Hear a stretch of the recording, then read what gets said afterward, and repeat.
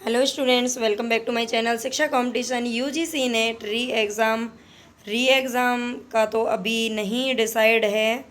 किसी दिन लगता है कि 99% एग्ज़ाम होगा, कभी कुछ समझ में नहीं आ रहा है कि क्या होने वाला है। लेकिन फिर भी आपसे यही कहूँगी मैं तो कि आप अपनी तैयारी करते रहिए। एग्ज़ाम ना भी होगा तो भी आपके दिसंबर में तो एग्ज़ाम होता ही है, उसमें तो ये जो पढ़ाई है वो काम आपके आएगी वरना कहीं ना कहीं तो हमेशा जो चीज़ें सीखी हुई होती हैं वो काम आती ही हैं। तो इसीलिए आप बिल्कुल टेंशन वेंशन ना लें। आज वैसे डिसाइड हो जाएगा कि एग्ज़ाम होने वाला भी है या नहीं है, तो तब तक आप पढ़ लें। यूजीसी नेट पेपर फर्स्ट के लिए हम यूनिट 10 पढ़ रहे हैं, उच्चतर शिक्षा प्रणाली। और इससे पहले हमने जो यूनिट 9 है उसकी थ्योरी क्लासेस और एमसीक्यू क्लासेस मतलब प्रैक्टिस भी कर ली थी। काफ़ी अच्छे से यूनिट 9 को मैंने पढ़ाया है। आप एक बार अच्छे से नहीं देखा है आपने तो देख लेना, बाकी पहले आप और अच्छे से अपने देख लेना। आज पता चल जाएगा, एनटीए बता देगा कि एग्ज़ाम होगा या नहीं होगा। फिर भी आप तब तक पढ़िए, यही कह सकते हैं और कर भी क्या सकते हैं आज के टाइम पे। तो चलते हैं, जिन्होंने चैनल को सब्सक्राइब नहीं किया है तो प्लीज़ सब्सक्राइब ज़रूर कर लेना और वीडियो को लाइक कर देना। चलते हैं सब। इसमें आज हम अभी जो क्लासेस ले रहे हैं वो थ्योरी क्लास लूँगी मैं, और उसके बाद फिर हम प्रैक्टिस करेंगे बिल्कुल लास्ट यूनिट की तरह। दुनिया का प्रथम विश्वविद्यालय 700 ईस्वी पूर्व में भारत में जो उच्चतर शिक्षा प्रणाली है, यहाँ पर उच्चतर शिक्षा प्रणाली जो यूनिट 10 है वो हायर एजुकेशन की बात करती है। तो हायर एजुकेशन के लिए कब से इसकी शुरुआत होती है, कौन से पहले जो विश्वविद्यालय वो बने थे और यूजीसी का गठन कब हुआ था, मतलब इन सारी चीज़ों के बारे में कौन कौन से इस तरह के जो मतलब क्या प्रोसेसिंग रही है इनके बारे में हम देख लेते हैं। तो दुनिया का जो प्रथम विश्वविद्यालय ये 700 ईस्वी पूर्व में तक्षशिला में स्थापित किया गया था। नालंदा महाविद्यालय की स्थापना 4वीं शताब्दी में हुई थी। ये ध्यान रखना है, जो तक्षशिला महाविद्यालय था ये सबसे पुराना है और वो भी पूरे विश्व का, ये इसमें बताया गया है। लेकिन इसके बाद नालंदा जो महाविद्यालय ये 4वीं शताब्दी में इसकी स्थापना हुई थी। ठीक है, तो समझ गए, आपका आ गया होगा समझ में। भारत में यहाँ से हमारी शुरुआत होती है जो हायर एजुकेशन है उसकी। नेक्स्ट देखते हैं, भारत में अंग्रेजी उच्चतर शिक्षण संस्थान की शुरुआत। ये पहले जो था ये भारत का अपना था, लेकिन अंग्रेजों के आने के बाद जब हमारा देश गुलाम था उस टाइम पर अंग्रेजी हायर एजुकेशन की जो शुरुआत हुई थी वो कोलकाता में सन 1817 में स्थापित हिंदू कॉलेज की स्थापना के साथ शुरू हुई थी। यानी कि हिंदू कॉलेज की स्थापना हुई थी 1817 के अंदर, कहाँ पर, कोलकाता के अंदर। ठीक है, इसका आप ध्यान रखेंगे, ये सबसे फर्स्ट जो स्थापना है वो यहाँ पर आती है। लंदन विश्वविद्यालय के आधार पर भारत में विश्वविद्यालय स्थापित करने का विचार 1854 में आए चार्ल्स वुड डिस्पैच में किया गया था। 1854 में एक वुड डिस्पैच आया था जिसको चार्ल्स वुड डिस्पैच या वुड डिस्पैच के नाम से जाना जाता है, और इसे ही भारत में अंग्रेजी शिक्षा का मैग्ना कार्टा भी कहा जाता है। बहुत ही इंपॉर्टेंट क्वेश्चन है, बहुत बार पूछा गया है कि अंग्रेजी शिक्षा का मैग्ना कार्टा किसे कहा जाता है। तो ये चार्ल्स जो वुड डिस्पैच है 1854 में जो आया था, और इसके अकॉर्डिंग क्या हुआ था, मतलब इसमें जो लंदन में जिस प्रकार के यूनिवर्सिटीज़ थी उस प्रकार की यूनिवर्सिटी भारत में बनाना, ये इसका क्या था, मतलब निर्णय था, ये इसके बारे में ही था। और इसी के तहत फिर कोलकाता, मुंबई और मद्रास, ठीक है, कोलकाता, मुंबई और मद्रास 3 जगह पर विश्वविद्यालय स्थापित किए गए थे 1857 के अंदर। मतलब 1857 में ही आप जानते हैं जो प्रथम स्वतंत्रता क्रांति थी वो हुई थी 1857 के अंदर ही, और उसी टाइम पर 1854 का जो वुड डिस्पैच था उसके तहत 3 जगहों पर क्या खोले गए थे, यूनिवर्सिटीज़ बनाई गई थी। तो ये नाम आप याद रख लेना, कोलकाता, मुंबई और मद्रास, ये बहुत ही इंपॉर्टेंट है। ठीक है, सन 1943 तक भारत में विश्वविद्यालयों की संख्या 12 हो गई थी और कॉलेजों की संख्या हो गई थी 75। ये ध्यान रखना है, 1943 तक आते आते कितने विश्वविद्यालय बन चुके थे, 12 बन चुके थे, और कॉलेज बन चुके थे 75। लेकिन 1944 की सार्जेंट रिपोर्ट भारत में राष्ट्रीय शिक्षा नीति बनाने के संदर्भ में पहला प्रयास थी। आप जानते हैं राष्ट्रीय शिक्षा नीति बनाने के लिए सबसे पहला प्रयास किसने किया था? तो सार्जेंट रिपोर्ट ने किया था, जो कि 1944 में आई थी। सन 1948 में सभी विश्वविद्यालयों के लिए अनुदान संबंधी ज़रूरतों को पूरा करने व उनकी देखरेख करने के लिए डॉक्टर राधाकृष्णन की अध्यक्षता में, आप जानते हैं जो डॉक्टर राधाकृष्णन है वो हमारे देश के प्रथम जो उपराष्ट्रपति थे वो भी बने थे, और इनकी अध्यक्षता में ही विश्वविद्यालय अनुदान आयोग, जिसको हम यूजीसी के नाम से जानते हैं, किसके नाम से जानते हैं? यूजीसी के नाम से जानते हैं, विश्वविद्यालय अनुदान आयोग, इसकी स्थापना की गई थी। ठीक है, यूजीसी की स्थापना कब हुई थी? तो ये 1948 में किसके अध्यक्षता में? डॉक्टर राधाकृष्णन की अध्यक्षता में इसकी स्थापना की गई थी। नेक्स्ट क्वेश्चन है हमारा 1964 में DS कोठारी, इनका पूरा नाम क्या है? दौलत राम कोठारी है इनका नाम, मतलब दौलत राम, आप नाम याद रख लेना, डॉक्टर दौलत राम नहीं, दौलत सिंह है ना, DS यानी कि दौलत सिंह कोठारी की अध्यक्षता में पहली अखिल भारतीय शिक्षा आयोग की स्थापना पहली राष्ट्रीय शिक्षा नीति प्रस्तुत करने के लिए की गई थी।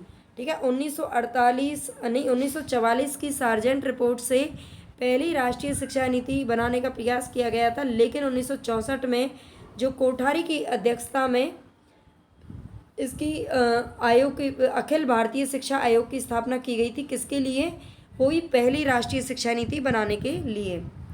राष्ट्रीय शिक्षा नीति बनी थी 1986 में आई थी। राष्ट्रीय शिक्षा नीति 1986 ने उच्चतर शिक्षा का विस्तार, यानी कि जो हायर एजुकेशन है उसका अधिक से अधिक विस्तार करना और हायर एजुकेशन की गुणवत्ता यानी कि क्वालिटी में सुधार करना, प्रासंगिक व रोजगार उन्मुख यानी कि ऐसी शिक्षा जो हमें रोजगार दिला सके, जो व्यावसायिक शिक्षा हो, जो आगे हमारा मतलब पेट भरने के लिए क्या हो, समर्थ हो, ऐसी शिक्षा बनाने का क्या दिया गया था? सुझाव दिया गया था राष्ट्रीय शिक्षा नीति जो 1986 आई थी उसके अकॉर्डिंग। 42वां संविधान संशोधन आप जानते हैं जिसे मिनी कॉन्स्टिट्यूशन भी कहा जाता है, यानी कि 1976 में संविधान में जो संशोधन हुए थे उसमें बहुत सारे संशोधन किए गए थे, और उसी के अंदर शिक्षा को, यहाँ पर हम बात कर रहे हैं शिक्षा की, तो हम शिक्षा के बारे में पढ़ेंगे। शिक्षा को राज्य सूची से हटा करके समवर्ती सूची का विषय बना दिया गया था। ये ध्यान रखना है, पहले जो शिक्षा थी वो राज्य सूची का विषय थी, उस पर केवल जो राज्य की गवर्नमेंट होती थी वही अपना फैसला ले सकती थी, लेकिन बाद में इसे 1976 में क्या कर दिया गया, इसे समवर्ती सूची में डाल दिया गया ताकि जो राज्य और केंद्र दोनों ही इस पर निर्णय करने के अधिकारी बन सकें, दोनों ही इस पर अधिकार मतलब अपना क्या ले सकें, निर्णय ले सकें। अभी आप जानते हैं जो अभी राष्ट्रीय शिक्षा नीति 2019-20 आई थी, तो उसमें भी केंद्र का ही ये निर्णय था, बहुत सारे निर्णय केंद्र की तरफ से लिए गए थे। तो अब इसे समवर्ती सूची में शामिल किया गया है, ये भी आप ध्यान रखेंगे बहुत अच्छे से। भारत में शिक्षा से जुड़े प्रमुख आयोगों के बारे में पढ़ लेते हैं, जो प्रमुख समितियां या आयोग बनाए गए हैं शिक्षा से जुड़े हुए हैं। जो मैकाले का स्मरण पत्र, सबसे पहले किसका आता है? लॉर्ड मैकाले का स्मरण पत्र आता है। मैकाले ने सरकार के सीमित संसाधन, मैकाले कौन थे? तो ये गवर्नर जनरल थे।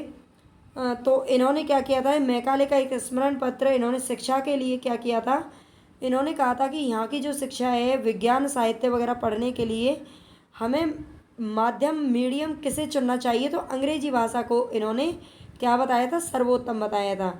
मैकाले ने कहा था कि पाश्चात्य विज्ञान और साहित्य की शिक्षा के लिए माध्यम के रूप में अंग्रेजी भाषा को चुनना चाहिए, मतलब अंग्रेजी भाषा ही इसका माध्यम होना चाहिए। तो इन्होंने अंग्रेजी भाषा पर क्या दिया था? बल दिया था।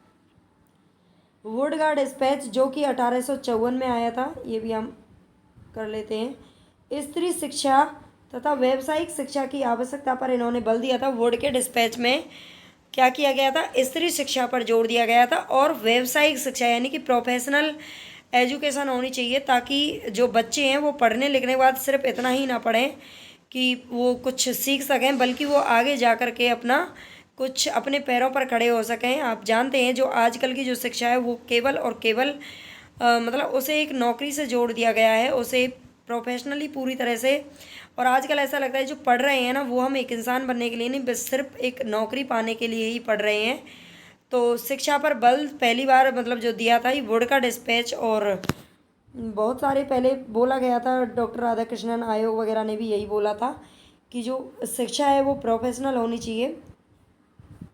तो व्यावसायिक शिक्षा की आवश्यकता पर इसने बल दिया था। लोक शिक्षा विभाग की स्थापना की गई थी वुड के डिस्पैच के अंतर्गत। 1857 में कोलकाता, मुंबई और मद्रास में भी यूनिवर्सिटी खोली गई थी, वो भी किसके, लंदन विश्वविद्यालय के आधार पर।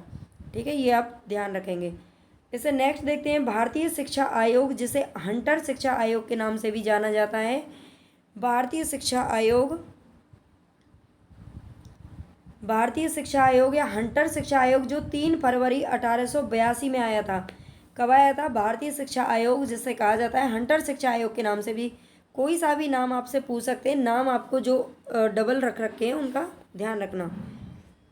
तो 3 फरवरी 1882 में ये आया था। प्राथमिक शिक्षा के सुधार और विकास पर विशेष ध्यान देना चाहिए, ये इसका मानना था। हंटर ने क्या माना था कि प्राथमिक जो शिक्षा है, प्राइमरी जो एजुकेशन है, उसमें सुधार होना चाहिए और उस पर उसका विकास करना चाहिए विशेष रूप से। और इसने माध्यमिक शिक्षा के 2 भाग होने चाहिए, ऐसा इसका मानना था। साहित्यिक विश्वविद्यालय शिक्षा के लिए क्या होना चाहिए? साहित्यिक और व्यवहारिक होना चाहिए विद्यार्थियों के भविष्य निर्माण के लिए। ठीक है, तो व्यवहारिक होना चाहिए विद्यार्थियों के भविष्य निर्माण के लिए, उन्हें एक अच्छा नागरिक बनाने के लिए व्यवहारिक होना चाहिए। विश्वविद्यालय आयोग ये 1902 में आया था।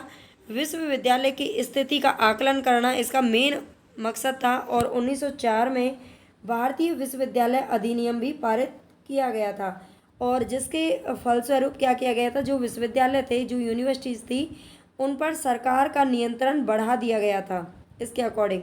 ठीक है, तो ध्यान रखेंगे जो विश्वविद्यालय आयोग था इसमें विश्वविद्यालयों की स्थिति का पूरा आकलन करना और उस पर सरकार का कंट्रोल होना। सैडलर आयोग, ये सैडलर आयोग क्या है? कोलकाता विश्वविद्यालय आयोग भी इसको कहा जाता है। ये 1917 ईस्वी में आया था।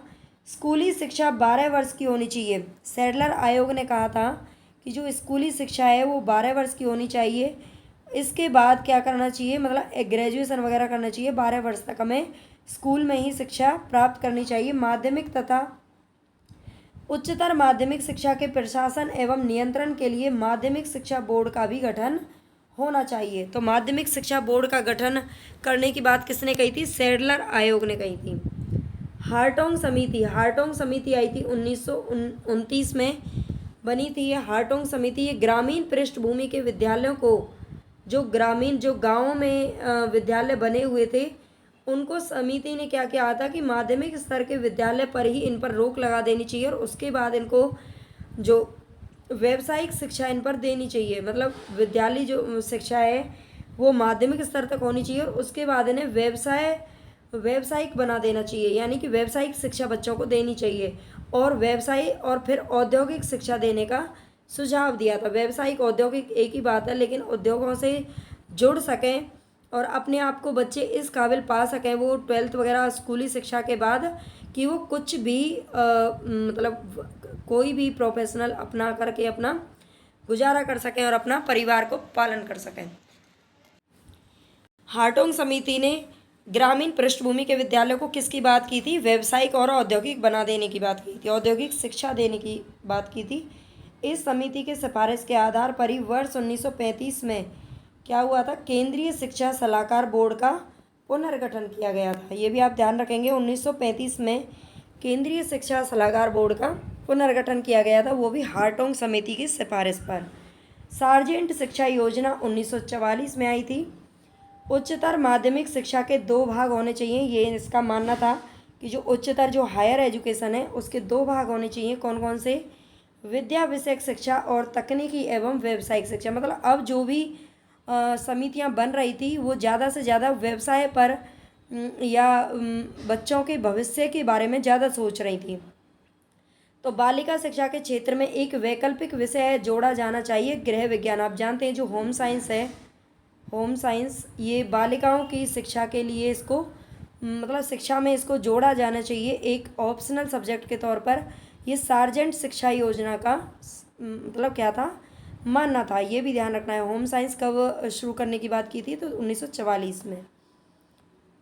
राधा कृष्णन आयोग ये 1948 में आया था। विश्वविद्यालय शिक्षा आयोग के नाम से भी इसे जाना जाता है।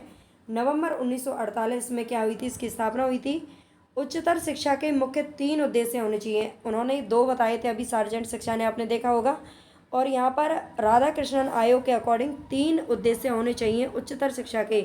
एक तो होनी चाहिए सामान्य शिक्षा, है ना, बच्चों को बेसिक एजुकेशन देनी चाहिए, मतलब उनमें नैतिक गुण होना, जैसे कि बहुत सारी चीज़ें हैं, उनको एक अच्छा नागरिक बनना। और सरकारी शिक्षा और फिर व्यावसायिक शिक्षा होनी चाहिए।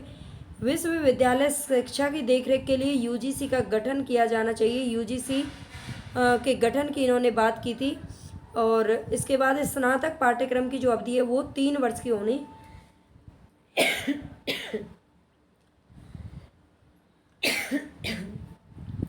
सॉरी, जो राधा कृष्णन आयोग है, इन्होंने स्नातक पाठ्यक्रम की जो अवधि है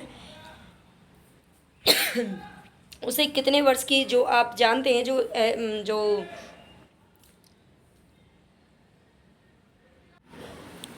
राधा कृष्णन आयोग, इसने क्या कहा था? उच्चतर शिक्षा के मुख्य 3 उद्देश्य बताए थे।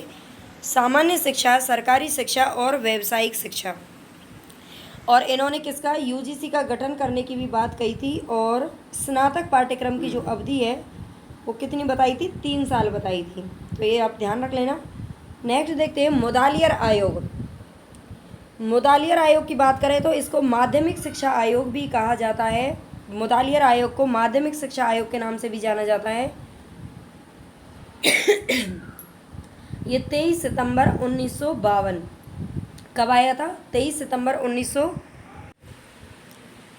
मुदालियर आयोग, जिसे माध्यमिक शिक्षा आयोग के नाम से भी जाना जाता है, 23 सितंबर 1952 कोई आया था। इसने क्या किया था कि जो वस्तुनिष्ठ परीक्षा आजकल आप देख रहे हैं, वस्तुनिष्ठ यानी कि एमसीक्यू टाइप में जो परीक्षाएं होती हैं, सभी जो एग्ज़ाम आजकल हम देते हैं वो एमसीक्यू फॉर्म में ही हो रहे हैं।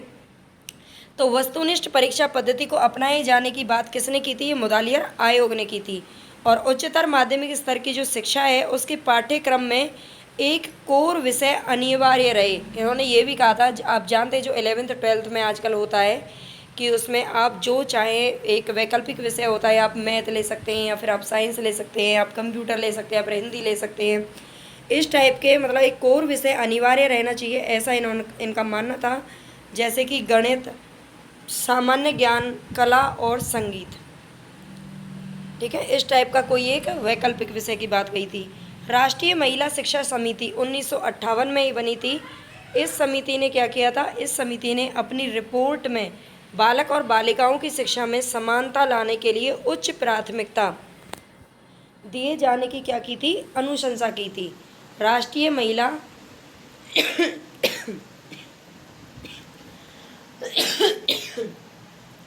सॉरी, आज बिल्कुल गला मतलब खराब हो रहा है, कोई नहीं। राष्ट्रीय महिला शिक्षा समिति 1958 में, और राष्ट्रीय महिला के नाम से ही है ये, तो इसमें बालक और बालिकाओं की शिक्षा में समानता लाने की बात किसने की थी? राष्ट्रीय महिला शिक्षा समिति, जो कि 1958 में आई थी।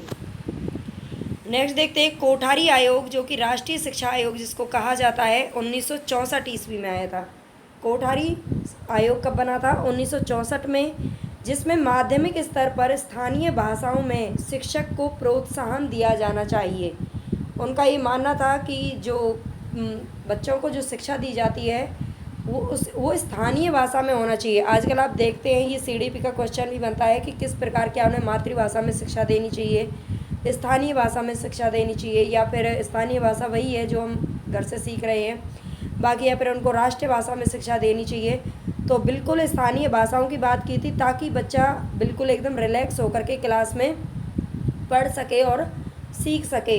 सार्वजनिक शिक्षा की सामूहिक विद्यालय प्रणाली होनी चाहिए, जहां सभी समुदाय के बच्चे एक साथ पढ़ सकें। सभी समुदाय का मतलब होता है उसमें चाहे कोई भी कास्ट हो, चाहे कोई भी मतलब रिलीजन, धर्म हो, कुछ भी हो, उसमें सभी समुदाय के बच्चे एक साथ मिलजुल करके पढ़ सकें।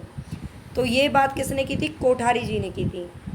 ताराकुंडे समिति, ताराकुंडे समिति शिक्षा सभी लोगों के लिए, इसका मतलब इसका एक नाम है दूसरा, शिक्षा सभी लोगों के लिए, सभी को शिक्षा मिलनी चाहिए, सभी का शिक्षा पाने का क्या है, अधिकार है। ऐसा नहीं है कि पहले आपने देखा होगा, कभी सुना भी होगा, जैसे पुराने टाइम में होता, महाभारत में जो गुरु द्रोणाचार्य का नाम आपने पढ़ा होगा, वो केवल जो बड़े मतलब ब्राह्मण वगैरह होते थे उनको ही शिक्षा देते थे, और जो शूद्र आदि होते थे उनको वो शिक्षा नहीं देते थे। जैसे कि उन्होंने एकलव्य से मना कर दिया था कि वो उसे शिक्षा नहीं दे सकते, और उसने बाद में क्या किया था, वो सबसे बड़ा धनुर्धर बन गया था, है ना।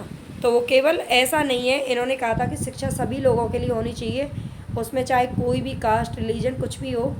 और इस समिति ने चरित्र निर्माण की बात की थी, वैज्ञानिक दृष्टिकोण होना चाहिए और सांस्कृतिक मूल्यों को विकसित करने का सुझाव दिया था। ये बहुत ही अच्छी मतलब समिति है, कितने जो चरित्र निर्माण, वैज्ञानिक दृष्टिकोण होना चाहिए, ये सारी चीज़ें इन्होंने विकसित करने की क्या की थी, बात की थी। आचार्य राममूर्ति समिति 7 मई 1990 ईस्वी को, आचार्य राममूर्ति समिति कब बनी थी, 7 मई 1990 को। राष्ट्रीय शिक्षा नीति 1986 की समीक्षा के लिए इस समिति का क्या किया गया था, गठन किया गया था। इसकी शिक्षा में सेमेस्टर पद्धति को अपनाया जाने का सुझाव भी किसने दिया था, तो ये आचार्य राममूर्ति समिति ने दिया था। सेमेस्टर पद्धति, सेमेस्टर जो आप जानते हैं, सेमेस्टर वाइज जो परीक्षाएं होती हैं, इसका सुझाव किसने दिया था, तो आचार्य राममूर्ति समिति ने दिया था। यशपाल समिति की हम बात करें तो 15 जुलाई 1993 को ये आई थी। यशपाल समिति 15 जुलाई 1993, विद्यालय स्तर पर पाठ्यक्रम का बोझ कम करना या बिना बोझ के शिक्षा की सिफारिश करना। जो बच्चे हैं आजकल आप देखते हो, लेकिन इन्होंने सुझाव तो दिया था, लेकिन ये क्या है कि लागू ही नहीं हो पा रहा है। बच्चे आप देखते हैं इतना वजन खुद में नहीं होता जितना कि उनके बैगों में होता है, या तो उनके पेरेंट्स बैग को ले जाते हैं, या फिर क्या है कि मतलब बच्चे बैग को लेके नहीं चल सकते। एक LKG UKG का मतलब बच्चा है, प्ले का बच्चा है, और बैग लेके जा रहा है इतना भारी भरकम, उसमें 8-10 किताब और कॉपी मतलब भरा पड़ा रहता है।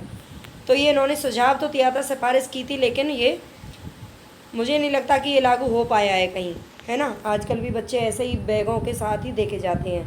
तो बिना बोझ की शिक्षा की इन्होंने सिफारिश की थी। राष्ट्रीय ज्ञान आयोग 13 जून 2005 को, जिसे हम 2005 की नवीन जो शिक्षा है, शिक्षा नीति उसके नाम से जानते हैं। तो शिक्षा के प्रारंभिक स्तर से अंग्रेजी माध्यम की अनिवार्यता होना, ये इनका मानना था। और इसने दोबारा से जो यशपाल समिति ने जो कहा था कि बिना बोझ की शिक्षा होनी चाहिए, ये 2005 की नीति का भी मानना था। और प्रारंभिक स्तर से ही मतलब प्राइमरी में ही हमें क्या करना पड़ेगा, इंग्लिश मीडियम में शिक्षा देनी चाहिए, अंग्रेजी उनको पढ़ानी चाहिए, उसकी अनिवार्य कंपलसरी अंग्रेजी की इन्होंने कर दी थी। राष्ट्रीय शिक्षा नीति डॉक्टर के कस्तूरी रंगन 2017 में ये आई थी, बनी थी। राष्ट्रीय शिक्षा नीति जो 2019-20 बनी थी, वो किस समिति के आधार पर बनी थी, ये ध्यान रखेंगे। तो डॉक्टर के कस्तूरी रंगन समिति के आधार पर बनी थी, जो समिति 2017 में बनाई गई थी।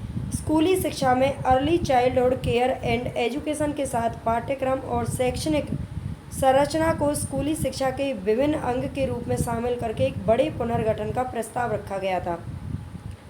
राष्ट्रीय शिक्षा नीति 2020 में क्या किया गया था कि स्कूली शिक्षा जो है उसमें early childhood care and education के साथ, मतलब इसमें कहा गया था कि जो बच्चे हैं स्कूल में आने से पहले, मतलब फर्स्ट क्लास में उनकी जो उम्र है वो 6 साल की होनी चाहिए। उससे पहले उनको जैसे बालवाड़ी या आंगनवाड़ी इन्होंने खोलने की बात की थी, लेकिन कहीं हो तो पा रहा नहीं है कुछ भी, कि उससे पहले क्या है कि बच्चों के केयर के लिए कुछ ऐसे मतलब खोली जाएंगी शालाएं आंगनवाड़ी टाइप में, कि बच्चों को वहाँ पर शिक्षा दी जाएगी बेसिक, है ना। लेकिन ये नहीं हो पा रहा है, अभी भी बच्चों का सीधा जो एडमिशन है वो सीधा प्ले क्लासेस में, प्ले स्कूलों में ही होता है। और शैक्षणिक संरचना को स्कूली शिक्षा के विभिन्न अंग के रूप में शामिल करके एक बड़े पुनर्गठन का प्रस्ताव इसने रखा था। मतलब डॉक्टर के कस्तूरी रंगन जो 2017 में बनी थी, उसने कहा था कि एक बड़े पैमाने पर जो शिक्षा नीति है उसमें बदलाव किया जाना चाहिए, और उसी के आधार पर 2020 की शिक्षा नीति बनी थी। तो ये हमारे यहाँ पर आज की वीडियो कंप्लीट है, मतलब यहीं पर सारे जो शिक्षा आयोग है वो हमने देख लिए हैं। अगर आयोगों से क्वेश्चन बनेगा तो यहाँ से मतलब अलग नहीं जाएगा, जो भी आएगा यहीं से आएगा। तो चलते हैं, आज के लिए गुड बाय। प्लीज़ चैनल को सब्सक्राइब ज़रूर कर लेना, थोड़ा सा फीडबैक दे दिया करो, बता दिया करो कि आपको क्लास कैसी लग रही है, कैसी नहीं लग रही है, अच्छी लग रही है नहीं लग रही है, कुछ तो बता दिया करो। चलिए।